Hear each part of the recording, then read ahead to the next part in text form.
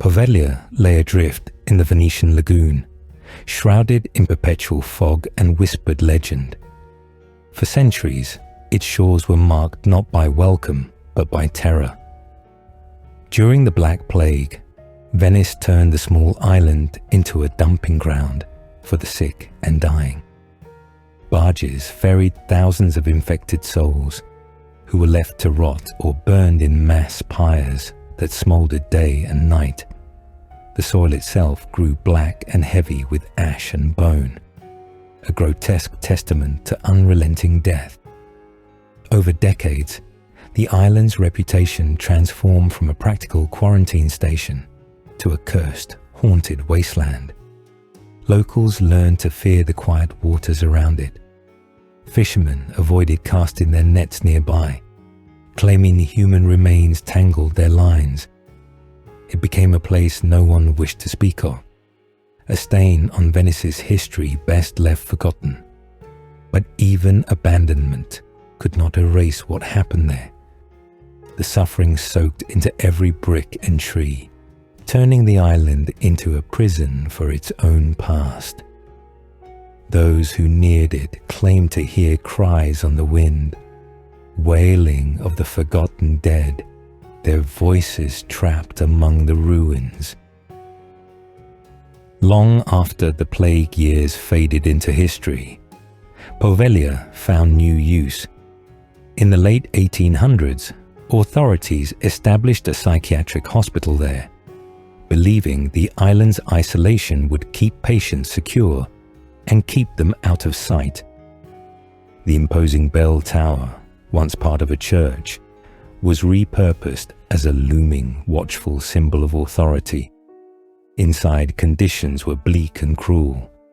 The asylum quickly became a place of whispered rumors, tales of forced confinement, questionable treatments, and unchecked cruelty. Mental health care was primitive, often violent. Patients endured restraints, ice baths, and electroshock therapies that left them broken in mind and body.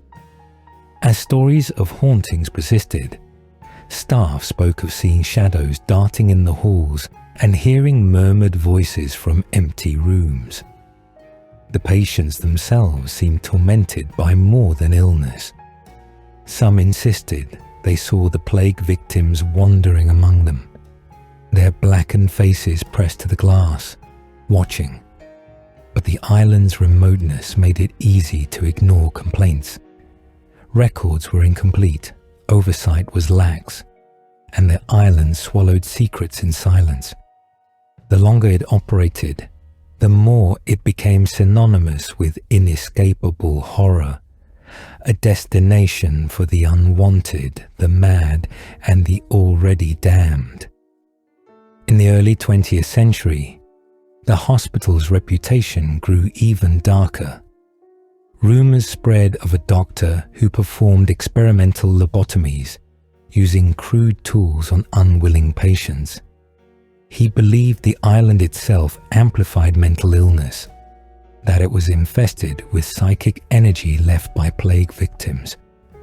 Unrestrained by ethics, he carved into skulls, convinced he was discovering the source of insanity. Patients screamed through the halls, their cries merging with the wind that battered the rotting walls. Staff claimed to hear these cries long after the procedures ended. But the doctor himself was not immune to Poveglia's darkness. Accounts say he began hearing voices in the corridors, seeing shapes writhing in the mist outside. His sanity crumbled, and he grew convinced the island demanded sacrifice. In the final act of his unraveling, he climbed the ancient bell tower and threw himself to his death. Some said he didn't jump willingly, that unseen hands pushed him. Others claimed he survived the fall, only to be dragged away by ghosts in the night. The truth was lost in the bureaucratic records of a decaying institution, but the legend endured. The tower's bell, long since removed, was said to toll on its own even after the asylum closed. echoing over the lagoon like a warning. The asylum finally shut its doors in the mid-20th century, leaving Poveglia deserted. The buildings decayed, roofs caved in, corridors filled with mold and vines. Windows gaped like empty eyes staring out at the grey water.